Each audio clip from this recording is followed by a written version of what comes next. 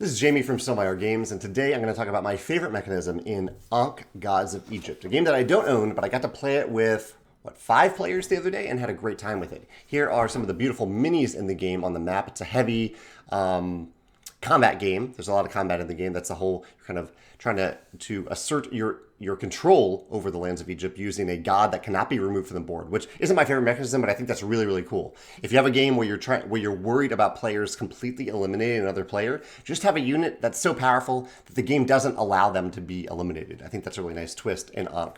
However, my favorite mechanism in the game, let's see if I can switch it over here, is the action selection system and how it ties to essentially what are events in the game. You can see up here, right up here, there are 4 different actions that you can select. And on your turn, you can select up to 2 of them, and they go in a specific order. So if you choose to move, if you want to move, you need to choose that first. Move is the top row action. When you take that action, you take the action, whatever it is. Maybe it's move. Maybe you're summoning a new troop to the board. When you take that action, you move a token that's shared by all players. This isn't your own individual token. It's shared by all players on that specific action track. You move it 1 space forward. And that's it. And then you go down, and if you want, you can take another action. Unless one of those tokens reaches the end of the track. And when it does, you reset that token. So you reset that action token.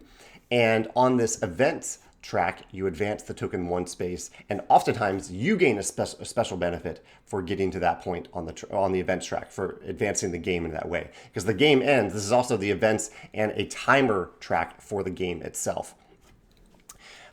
This shared action track, I think, is a really, really cool mechanism because it's a passive form of interaction with other players, but you definitely have to pay attention to what other players are doing, what they want to do, and the various positions on these tracks. Because at certain times in the game, there are going to be battles. There are battles that happen on these event tracks, and you really need to be prepared for them when they happen. And you can kind of see them coming. You know when these action tokens are getting close to the end of the tracks. And you can decide if you want to advance an action that is close to the end of the track, which may likely give one of the next few opponents a bonus for being the one to trigger the next event, getting the next benefit or trigger the next battle. Or you can potentially choose an action that may not be one that you really, really want, but you can still gain some benefit from it, just so you move an action token that is further back on the track and isn't as close to triggering an event. So it's this using these action tokens and sharing them with other players and how they're tied to benefits on the event track and other events that may not directly benefit any individual player is really, really cool. I really, really like this concept of action selection, where you're not just looking at a little action checklist. There is a reference card, but you're not looking at an action checklist. Instead, you're focusing on a shared interface with other players when you're making decisions about what actions you want to take. So I really, really like that mechanism in Ankh, Gods of Egypt.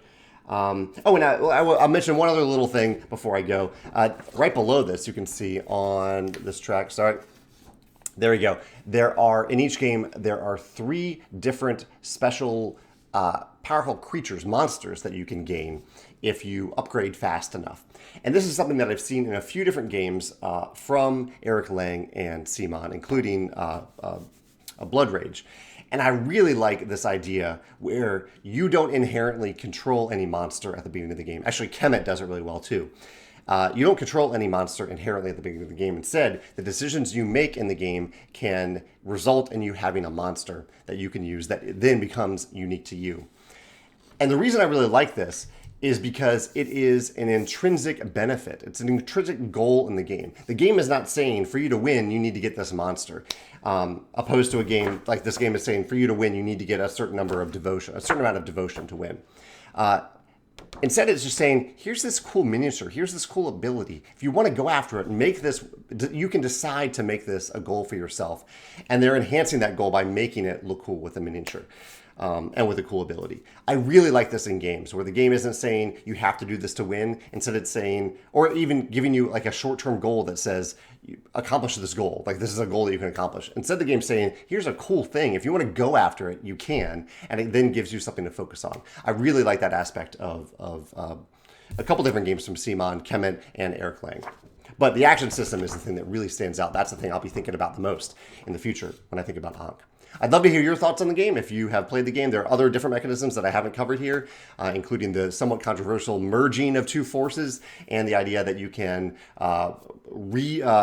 create new borders, essentially, and new regions in the game.